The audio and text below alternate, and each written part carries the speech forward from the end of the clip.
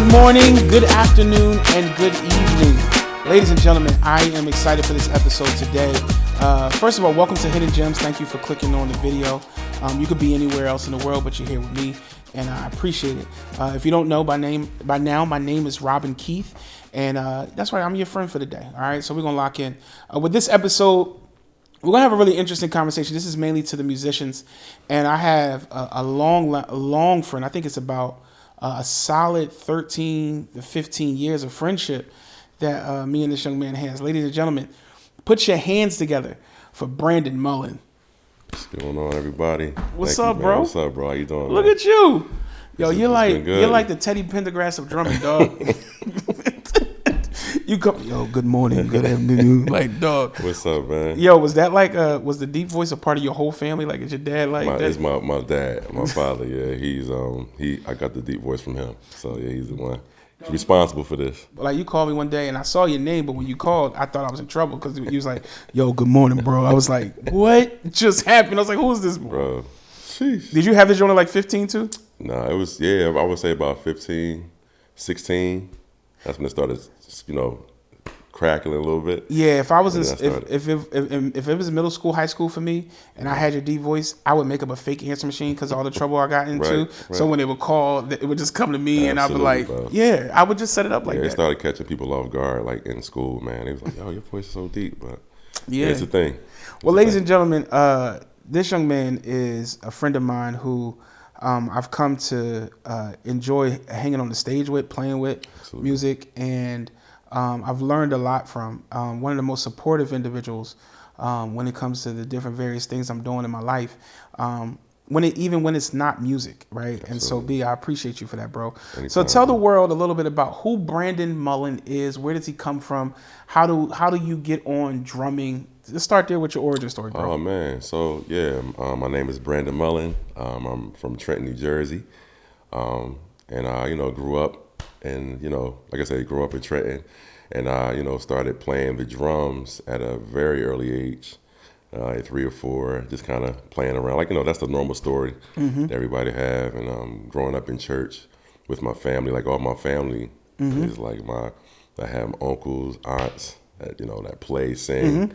So I was around it my whole life, and it just kind of, gravitated towards me. And so kind of like, okay, So I'm messing around in church and watching good friends of mine that's playing, and me wanting to be on and hop on. So it's kind of just growing me, and I kind of just started taking it from there. Yeah. So when you started, like, when was the moment that you knew, like, yo, this is it? Like, you knew that you was like holding it down. Was it a service? It was definitely an opportunity when I had opportunity to play for like an offering or after church or something like that, and I'm like, oh, this is what it is. Like, this is something I really want to do. I really want to play. So it kind of like, I felt like it was always in me. But I think at that very moment, when I had that opportunity, that which a lot of musicians wanted to have, if you grew up playing drums, bass, whatever you play, that was it for me. Yeah, bro. I know for me, when it came down to like, so I started out wanting to play drums. My pop played, my pop played, and shout out to Pops. Man. Yeah, shout out to Pops. And so we're sitting there, and I was telling somebody else like, yo, I got an opportunity to play offering, and this man was just like pick it up, pick it up, and I was like, yo, leave me alone, like, absolutely, man. And but I learned a lot from those moments. So for you, man. So you find your way into playing in church and things like that. Absolutely. And so what was the first big professional opportunity that you had? Oh, wow. I will say this. Can I say the first recording or something yes, sir. like that? Yes, sir. So I would think I was about, I want to say 12, 13. It was a local artist from Jersey, from Trenton, New Jersey. Shout out to Tony Booker. Wow. He gave me an opportunity to play him on my first recording on percussion. Oh. So I was playing percussion for that on the whole album. Yeah. And then, but as far as drum set, my first opportunity was from my home church at the time. I played drums at the age, it was like 13. Wow. That's when I played my first. I played like 2 songs on the record. That's hold it like so if people don't understand, like it's like, oh yeah, that's cool. Like no. Playing 2 songs at 13, playing 2 songs on the church's recording was no like oh, we just gonna let you play. Like it was the real thing. It was the real thing, bro. Absolutely, bro. So that was the first thing that I was like, okay.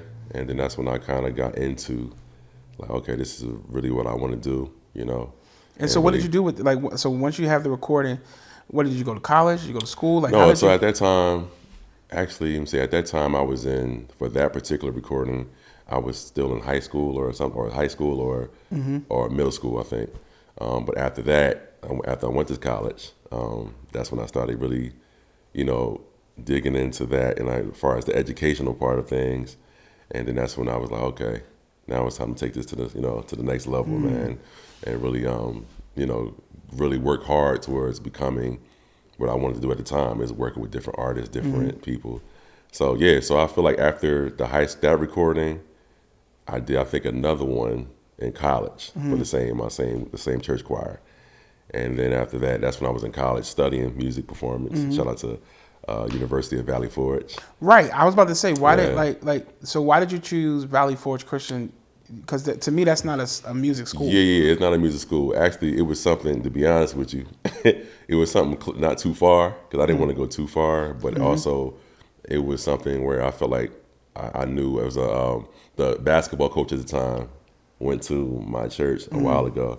He told me about the school and the music program. Yes, it wasn't known for music, but it was what I needed to do. You know what I mean? It had the music performance, which I studied. They had all the curriculum I needed. So I felt like it was, you know, for me, and I played ball with him. So it made sense for me at the time to go there and to study music. So that's why I kind of chose it, because it's like, okay, it's close by, but I could still, and it wasn't as expensive. I had a scholarship, but it wasn't too much on I also looked out for my family's pockets as well. And I said, I got to go there. I got to go to Berkeley. I got to go. And shout out to all those amazing colleges. But I feel like that wasn't for me. I feel like God led me there for a reason. No, that makes sense. So help me understand a little bit about where you get your professionalism. Because for me, I'm gonna tell you my vantage point. So I meet you through Jordan Daniel, right? Like Jordan and you go to school together, right? And you playing for Michelle Bonilla, right? Yeah. You on drums. Yeah. You on drums for Michelle Bonilla. And y'all smacking. Y'all smacking. Shout out to the whole squad. Ali, Jordan, who was on bass? Oh, you spoke from Michelle Bonilla? Yeah. That was Lionel Benjamin. No, Lionel was on keys. Lionel was on keys. Lionel was on keys. We had Jordan Daniels on guitar. And who's on bass? Jay Rosado. Jay was on bass. Why do I forget that? God. Yeah, young boy. He was 17 then. Wow. So it was a lit team, and but your professionalism was off the charts, dog. Where did you develop the level of professionalism? Because you were what was that was. That's almost 20-something years ago. Yeah, that was a while ago. That was right after college. Right, so you're a young bull. Like, you're a young bull. So where did you get this mentality to actually take your time, be patient, speak only when it's supposed to be spoken? Right. Like, where did this come from? Because a lot of cats coming out of college don't have the professionalism. Absolutely. I think for me, I spoke like during that time because I knew what I wanted to get into as far as playing with artists, different people. But I spoke to people and drummers and musicians that had done it before me, and it got their approach on how to be in that particular situation. So, you know, I just got all that information from them, but also growing up, like, you know, my family, like my father is, shout out to him and my family, like he's a great man of God, and just somebody that always taught me to be disciplined and taught me to work hard and just how to, be like, okay, this is how you handle a situation, how to be in it. This is how you talk with people. This is how you, be different. So I guess I took that just as just in life situation and applied it to the music. You know what I mean? So again, taking that from my father with all the musicians and like, yo, this is how you be, and you kind of just take it in your situation. And at that time, shout out to Lee Jerkins. Yeah. He's the producer and, Michelle's husband. And he's the one that I reached out to during the MySpace days. Remember MySpace? MySpace days. Yo, we're dated a little bit. Yeah, we dated a little bit. But I reached out to him. That's how hungry I was. I was reaching out to artists and management and to get the opportunity to, I'm a young man in college. musician, such and such, and I'm really ready to. I want to be a part. I want to play. Wait. So you weren't waiting for someone to just come find you in the basement or like, you know what I'm saying, at some gig. Absolutely. You were reaching out to producers and artists and everybody, management, saying like, hey, I'm a new dude on the scene and I could play. Now, for some folks, you know what I'm saying, that don't work. Like, you know what I'm saying? Absolutely. Like, so what do you think made the difference in reference to your grind in that moment that made that sense? Because you had to send something in, or they had to audition. Absolutely. So give me here. I mean, for me, I just felt like that was needed at the moment. I just felt like, look, everybody, I didn't want to be the one just waiting. Like I said, they're not going to be able to find me, just not saying nothing. So I felt like I had to speak up for myself at the time and try to, you know, at the end of the day, all they can say is no. So I was just like, I always had that mindset, like, look, I'm going to go get her. So I want to see, like, look, this is what I do. This is what I present. I think I had a couple of videos to be playing for a couple of things, you know, locally at the school or whatever. It wasn't nothing much. And at that time, the content wasn't all that great, you know, but at the same time, it was something. And I just wanted my character and that to speak through that as well, the message. And, you know, eventually if they called me, they would be able to see it for themselves. Yeah. So I was definitely serious about that. I was like, man, I want to play drums. I'm ready. Let's get to work. And they messaged me. So here's the thing, because, you know, now we're in an age, and I think we all have wrestled with this as musicians, but we're in an age now where it's just like, before I'm proven, pay me, right? Right. You said y'all was ready for the opportunity. Those opportunities didn't come with a bunch of checks. No, it didn't. Yeah, so it talk definitely about did. that. So, I mean, at that time, again, I'm in school. I'm fresh on the scene. I'm just worried about getting my name out there. So they called me. I didn't know what that was about, but I just wanted the opportunity just to play. And so at that time, that's acceptable when you're trying to get on and trying to prove that you can handle certain jobs or whatever. So that was important to me. I was like, look, I'm gonna reach out. Then we could talk about all the other stuff later, and we did. You know, so it did become to that point where we did talk about, you know, finance and stuff for that particular situation. But at that moment, I was ready to just like, you know, this is what I can do. I want to showcase not only my skill, but I want them to see me as a person. Yo, bro, so I remember being on the scene, seeing the band, and feeling like y'all need a percussionist. Right. And I didn't get in the band, but that's a different conversation. But then I get into another band, right? Opportunity, playing percussion, working with Leah. Right? Absolutely. And that was a special moment. But then I got an opportunity to sit into a jazz band with you, Vertical Current, for a little bit, bro. Absolutely. And that's why I be telling Walt, I'm like, yo, I was there before you, dog. Don't treat me like that, dog. Yeah, absolutely. Shout out to Walt. But you're rocking in Vertical Current. Now, you got to understand, for me, I have no traditional training. Like, everything for me is ear. Everything is feel. Everything is what I like. So I meet you. We're doing some stuff with Leah. Right. And then we do a show for Jessica Reedy. Yeah, Jessica Reedy. Absolutely. At Warm Daddies. Yep. And you go, like, just be yourself. And I was like, what? No, like, it's all this stuff in the record. He's like, yeah, but just be yourself. Absolutely. Like, your preparation, like, you had your iPad at that time, sitting on the side. Still do, man. Had the iPad sitting on the side. Absolutely. You had all these layers, and then when I was working through moments of like fear, you were like, "Yo, bro, this is where you live at, right here." Like, like, absolutely. What was why did you cover people like you did? Because, you know, in the like, it's very hard to find people who are looking out for you and themselves at the same time. And that's the reason right there. You know, I experienced that. Not so much experienced that for myself, or actually, let me take that back. I have. I'm used to, everybody's not going to do that. So I just wanted to be, and at the end of the day, I want to be different and show a light and concern in a different way. So it's like, look, if I can help someone, you know, perfect their craft or do something better at the moment, I'm going to push. And that's what I seen in you. Working with this, you know, in that particular situation, I'm like, yo, man, this is how we gonna do it. Let's go. Let's try it this way, and like we gonna maneuver. You know what I'm saying? Like, I always want to look, and no matter who it is, I'm gonna make sure. 'Cause at the end of the day, we all on the stage together, whoever we working with, and we have to sound like a unit or whatever we doing. And I just want to make sure we all on the same page and on the same level of thinking. That's all, man. I think that takes things a long way. We get into that more and later on. It's real, because I mean, for me, that's the first time I learned what a bossa nova groove was. Like, Chris is like, yo, give me bossa nova, and I'm looking, and you're like, and giving me out the patterns, bro. Absolutely. And it's like crazy showing up. So I appreciate that. Absolutely, bro. Yes, sir. Appreciate that. And you killed the gig too. Let me make it known. You was definitely doing your thing on that. It was a fun opportunity, and we're grateful to Jessica Reedy for having it. It was a great time. It was a great moment. Great vibe. I wish we did more. I wish we definitely did more. Definitely. One of the things that I mean, there's a lot of things I appreciate about you, but I want to tell a story, man, because I think it's just gives people a little context of what kind of person you are, right? Absolutely. So after those opportunities, I'm getting on percussion. I'm actually playing with a few different talented dudes in the city. I'm feeling myself a little bit, like, you know what I'm saying, feeling myself. Absolutely. I'm showing up at auditions. Cats is like, yo, like, he's locked in. Like, you know what I'm saying? A little buzz in the city. Definitely. Friends, family, appreciate it. I get this tour opportunity. I'm excited. I just get married. And so I call you and I call Harry Wilson. And I'm like, yo, this artist is on tour, whatever. They audition. I got the audition. We're having rehearsals. And one of the things you said to me was, you was like, he was like, yo, I asked you, you good. You good. You said, ask a lot of questions.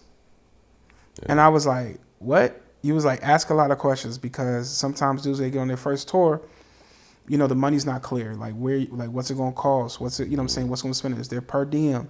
It's all these things. And I was like, that seems a little intrusive. He was like, yeah, but think about 6 months. I run the same conversation by Harry. Harry goes like, yeah, because some dudes spend up the money that they're getting and the per diem. And it's like, yo, I'm like, well, I'm just freshly getting married. You're like, exactly. Like, you don't want to go out on tour, like, and not have no money. You also said, you was like, yo, where's the tour? Who's backing the tour? Like, all these questions. Yeah. Now, if I was a little bit mature, I probably would have spaced those questions out at the right time. Oh, absolutely, yeah. It's right. How you present it. Yeah. There's a timing for that, right? And who you present it to. Because I definitely presented it to the artist. Definitely presented it to the artist. Yeah, but I appreciated that moment so much. Like, why did you feel like it was a need to, like, give away that to? I just felt like that was a need to, so you won't have to be struggling or trying to, because you're figuring it out. So if I already, or if I'm doing it, out there doing it, and why wouldn't I pay, like, give that information for you, man? So that was the whole thing. I wanted to make sure you was comfortable, you understood how it's supposed to work, and, you know, who to talk to, what to ask, so you have a clear understanding, like, look, this is what I'm doing. So I know, so you kind of know, like, you've been there before, even though you haven't at the moment. You kind of want to come into that situation professional as possible, and understanding, like, okay, he not nothing to play with. You know what I mean? Like, you know, because sometimes being in the industry is very tricky. You know, it's very intense. It's very, you know, it's a music industry. You know what I'm saying? Like, people say it's not the music friendships. So it's kind of like, it's very hard out here sometimes on certain things. But I just wanted to help with anything I know that I can help pass along to anybody. I'm going to do it. And I just feel like that was a need for you, and that opportunity to help out and, you know, have, you know, basic questions that can start you off so you understand what's going on. I know you was at such a crucial part in your life, man. Listen, so bro, and that was clutch. I want to know. Well, I'm going to highlight a different section, because a lot of people, as much as he's helpful and, like, very, very humble, this is a beast. You've been on some stages. You've been in some spaces. You've played for various different artists, right? Some of them I probably will name, because you won't name them. But in general, though, you're one of those dudes who, though, has consistently found work, right? And sometimes you're the main drummer for a tour. Sometimes you're the fill-in drummer for the tour. All the same to me. It's all the same to you, right? Yes. And so I want to talk about that, because what I've learned from you is every gig treated the same, right? There you go. Like, every gig treated the same, like the small one with the 10 people in the room and the big one with the thousands in the room. Where did that mentality come from? How did you get there? Man, so this is, I'm loving this, man. Like, that was my mindset. I have this saying, like you kind of said it, treat everything like the big thing. Like, that's a part of my brand, the BDM brand. Like, treat everything like the big thing. And meaning, like, that means, like, that, like you said, no matter how small the situation, how big the situation, how, you know, where it may be, or how, you know, the money, it doesn't matter. Once you say yes, commit to it, prepare for it. Like, it doesn't matter. Anybody that have worked with me on any situation, if I'm preparing for church, if I'm preparing for a theater tour, arena tour, you know, it's just like, look, I'm preparing the same way. I'm learning the songs the same way. I'm respecting the music the same way. I'm showing up on time the same way to the church rehearsal. You know what I'm saying? I'm on time as if I'm on to a lobby call for on a tour. I just feel like that conditions your mind and your mindset to be able to handle anything that's thrown your way. And I just feel like I want to pass that along, or anybody I speak to, I try to pass that along, because I feel like that helps you not only in what we do. We talk about music now, but I just feel like in life, the more you prepare, the more you condition your mindset to be like, yo, no matter what it is, I'm going to treat it the same way at the high level. You're going to attract high level. You're going to attract bigger and better blessings. God is going to trust you with bigger and better things. That's just my thing, man. Like, I could talk about that all day, man. I just feel like that if a lot of people understand that and bring that to whatever they do, I feel like it's going to make their journey easier. Yo, it's not the end all, but I just feel like this prepares you. No, I mean, for a lot of things, man. That's just my thing. It does, because I mean, sometimes we get into a space when it comes to music as if it's not another work industry as anywhere else. Like, you got to build relationships. Some people got to like you. Some people not going to like you. It's all good. Like, you know what I'm saying? Like, your style of play might not be the style of play that I want. Maybe I do just want to work with my friends, and maybe I just want to work with these groups. Like, all of that is in every industry that you find that it has any success. Absolutely, man. So how have you been able to sustain yourself, though? Because I think everyone sees it as the big tour, right? Everyone sees it as the opportunities, but bro, you got a wife, you got kids. Absolutely. Like, like, you're not on tour 24/7. Like, you know what I'm saying? Like, absolutely. Like, so how are you able to, like, work through the business aspects of being a full-time drummer / MD / producer, all that stuff? Man, that's a great question. It's all about having a plan as far as how you look at being a working musician. You got to be real with yourself, and the musicians that's out here that's working, they would tell you the same thing. Every tour is not going to be 24/7. Some levels are, all year.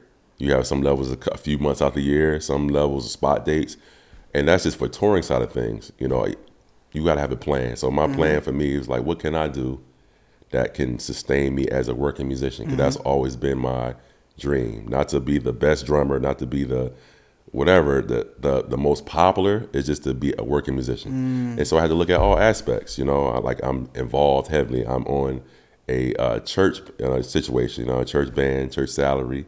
I'm very involved in corporate world. I do a lot of drum DJ shows or band shows, and I do a lot of studio sessions. I do a lot of I'm into now composing now, a lot of far as like with movie film and stuff like that with my different. So it's so many avenues. It's just like what works for you.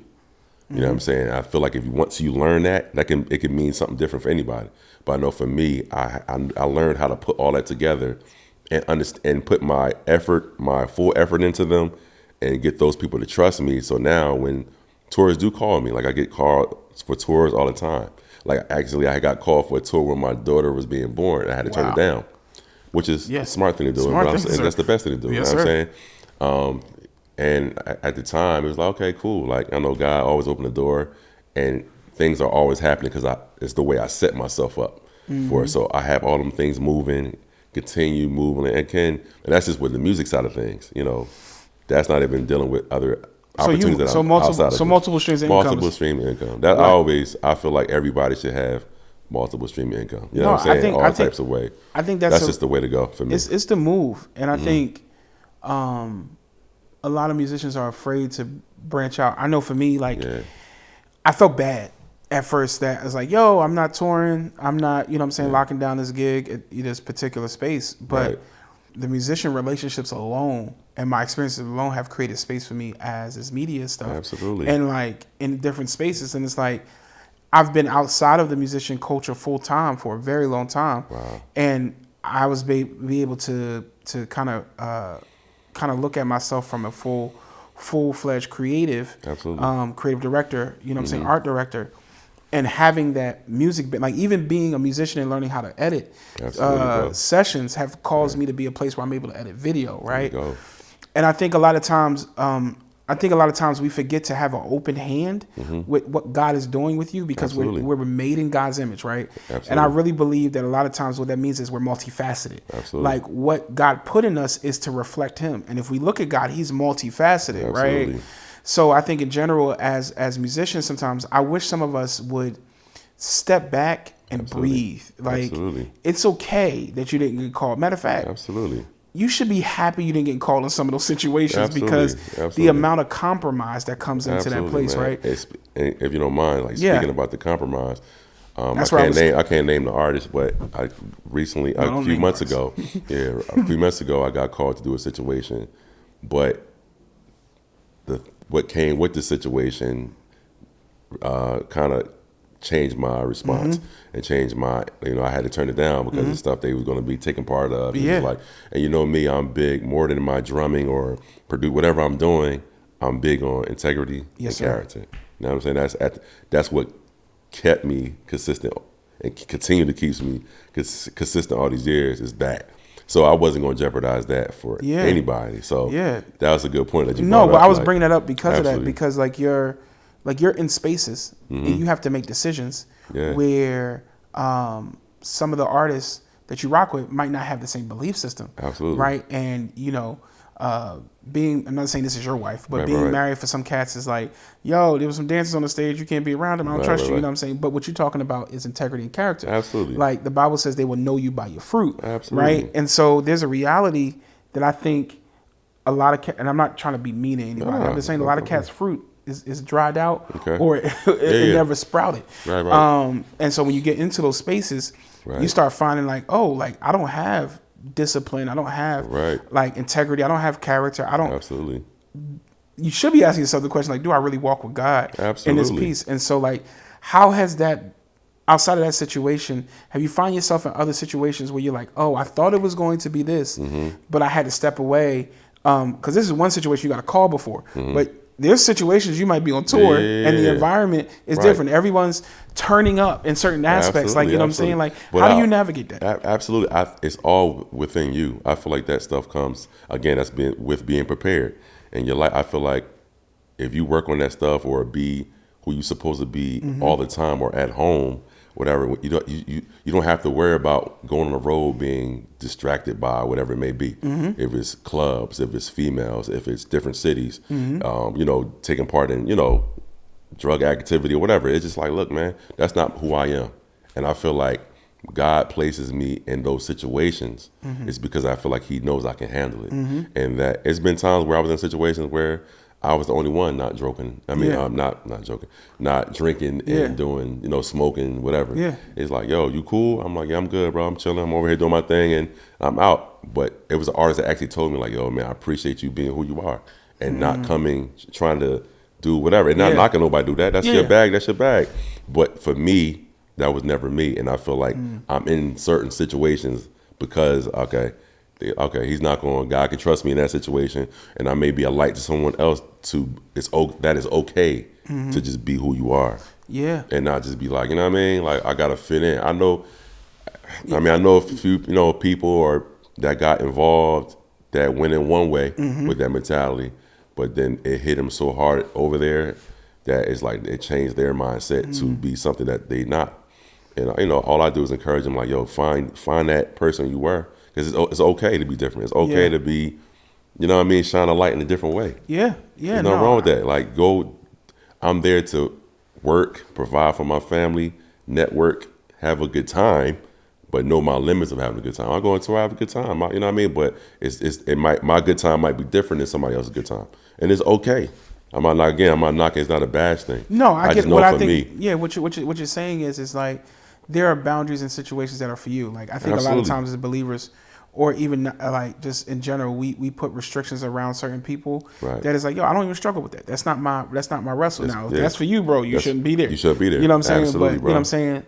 I appreciate that. Absolutely. How do you navigate the aspect of being married though, and jumping on tours and flying around and stuff like that? Because your wife's dope people's, like, you know what I'm saying? Shout out to my beautiful queen, Ruth Elena Mullen. Yes, and sir. also my daughter. Yes, sir. My beautiful daughter, 2 Yes, years sir. old now, Nia. Yes, sir. Yes, sir. Elena She's a Mullen, Mullen, man. though. Like, Yeah, I love it. Like, you know yes, what I'm I love saying? them, man. But how does she, like, how do you navigate the nuances of you guys traveling? Like, because you also, there's various ways I want to go this way. Absolutely, Let's yeah. just deal with, Absolutely. let's deal with the aspect of, like, you always traveling and always Right. touring. Like, how do you navigate that with being married? Absolutely, it's a conversation first. Yeah. I mean, any opportunity that comes to me, to our household with my career, and hers too. But speaking for me, we have a conversation. Make sure I present it to her to see if it makes sense, and we go from there. If it makes sense and it works within our schedule, we go about it. You know what I'm saying? If not, we pass it along. And I think it's real simple. It's all about communication, man. Mm-hmm. Like if you can't communicate, then you shouldn't be going anywhere. So that's just me. I'm very big on communication and I'm very clear on making sure that she is clear of what is going on and what's happening. And if I do take the opportunity, when I'm on the road, we're FaceTiming. I remember I was in Japan with an amazing artist. You was in like Japan? Yes, absolutely. A blessing, bro. I was in Japan. You had a good time. Good sushi. Yeah, right. But I know the time zones was crazy, so I know if I was going to bed, she was getting up. I was making sure, no matter how tired I was, I waited up until she was, to make sure we have that communication. And I think that's very important, man. That makes or break any situation. I've seen some things some relationships and marriages crumble because you're not being the man you're supposed to be and take the responsibility on of making sure at home is right while you're traveling. Listen, I mean, I'm here now. I moved to Dallas. Absolutely, right? man. And Congratulations on that too, to you and your family. Man, flatlands, open skies. Absolutely. I still hate the Cowboys, but wifey and I, it's been about 12 days since I seen my wife. Right. And so it was her recommendation that I stayed and extended my stay to work on the pod. And I was just like, yo, when you have a good rapport with your spouse, absolutely, it's an amazing thing. Right. And I think in general, a lot of people make problems out of stuff that doesn't need to be problems because of your lack of communication. Right. And it's like, yo, I'm not up to debauchery. Like, you know what I'm saying? I'm just out here trying to do the things that are on my heart. And so I think in general, I think it's just good advice for married couples to kind of really enjoy that space. Absolutely, bro. So what give us an experience that you had was like on tour, that you was like, yo, this was just the greatest music experience that you had, like time-wise. Oh man. Oh really? Okay. It was so many, but I would say with Roberta Flack. Working with her, I mean, everybody, knows who she is, the legendary. Legacy act. Man, it's just like to be able to play those those records in different cities. Man, feel like making love. Man. Oh, that was a record, dog. Man, it's so many records. Well, man. it's funny that you talk about that because we can look at the newer artists and things like that that you worked with and things like that, and that's great too. Like awesome. No diss to anybody, but the legacy acts just feels like timeless music. Timeless, so when you got on the tour, like it was just around the time I was looking through some of my grandmother's old records. Oh wow! Right, I'm looking through some of my grandmother's old records, and there was a time she did this project called Standing and Wondering Which Way to Go. Wow! And I was asking my dad about this record. I'm like, why is my grandmother's name on this record? And it's just this white man sitting on the joint. He's like, that was part of the culture. Right. But I started looking at discography. Yeah. And you start seeing Roberta Flack. I saw Roberta Flack thing on arrangements, right? And composition of stuff with strings and like horns and all this other stuff. And I was like, and so when you got on the tour, it made me like deep dive into who she was. And I was like, oh, y'all have no idea this experience that you're having, man. I had to catch myself up. Like I said, I of course knew who she was, but every time I get on the opportunity, I do my research. And I'm just like, man. Like, wait, why do you do that? I like to always know who played or, was on a situation before, because I like to pay respect to whoever's before me. Always, anything, drums, just who composed it, like who was the artist about. I like to know them. So when we on the road, I can have these conversations with them. Like I had many conversations with her, many different, some artists, let me be clear, some artists are a little more standoffish, but some like Roberta Flack, artists like her, Common. Yeah. Mr. Freddie Jackson, I can have these conversations with, and we talk music and not be like just like me and you talking right now.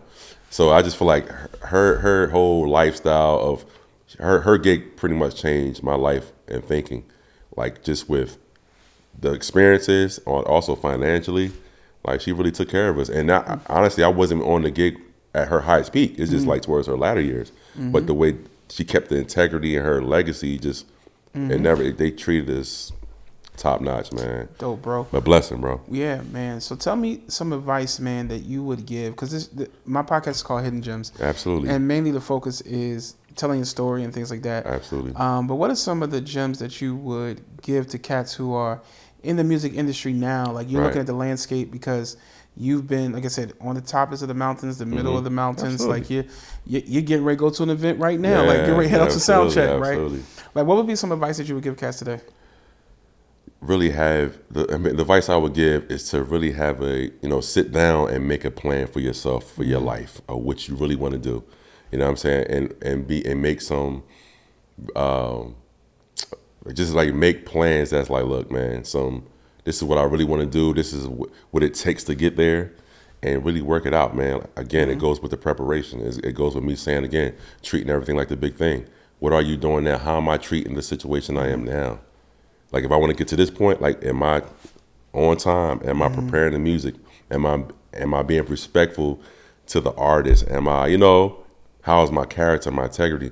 All this stuff plays a part into get into that situation. So I will always say, really making sure that you prepare in all those areas, and then that would take you to that next level. That would take you to the next gig, man. And also too, man, it's like just knowing who you are outside of just trying to be on a gig. You know what I'm saying? It's like, I play drums, but I know God has more to me than that. Like I'm not just you. That's a part of what I do. Yeah. So just being true to that and not letting that get that whole I'm working for this person or I'm working for this, I'm doing this, get in your spirit, and that becomes who you think. I'm dope because I'm on this gig. So what if that gig goes away? Yeah. Well, how are you then? Like who are you then? Yeah. You know what I mean? So just really staying true to who you are. But mainly, man, being prepared, man. I always say that, treat everything like it's the big thing, man. Really understand the moment that you're in now. Take everything that you're working with seriously. Prepare it as if you already on the big thing. And that's going to take you places. That's going to take you where you need to be. Yes, sir. Yes, sir. I'm going to ask you another question. Absolutely. I'm hearing the advice of make everything the big thing. Right. What is a moment where you felt like you thought you were prepared and you fell short? Wow.